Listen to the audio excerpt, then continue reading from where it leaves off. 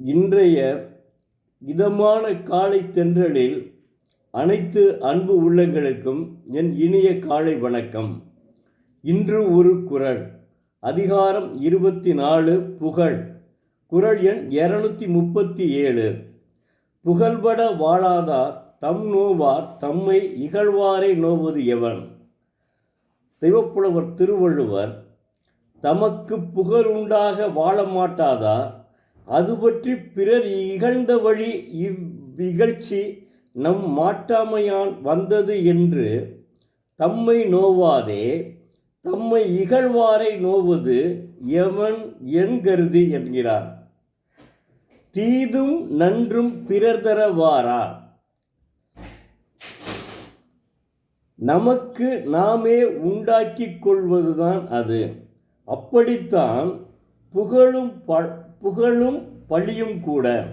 நாம் நல்லொழுக்கமும் நற்பண்பும் உடையவராக இருந்தால் எல்லாரும் நம்மை புகழ்வார்கள். தீயொழுக்கமும் தீய குணங்களும் உடையவராக இருப்பின் எல்லாரும் நம்மை பழிப்பார்கள். பிறரை நோவதில் இதனால் பிறரை நோவதில் பயனில்லை.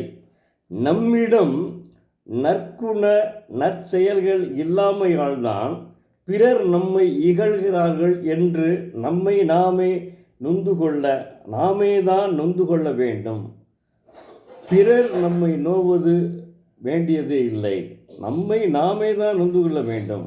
இது நம்மளுடைய குறை என்கிறார் தெய்வப்புலவர் திருவள்ளுவர். எந்த அளவுக்கு அவர் சொல்லியிருக்கிறார் என்பதை உணர வேண்டும். மாணவ செல்வங்களே, உங்களை மன்றாடி கேட்டுக்கொள்கிறேன். தினமும் ஒரு குறள் படியுங்கள். நீங்கள்தான் நாட்டினுடைய வருங்கால தூண்கள்.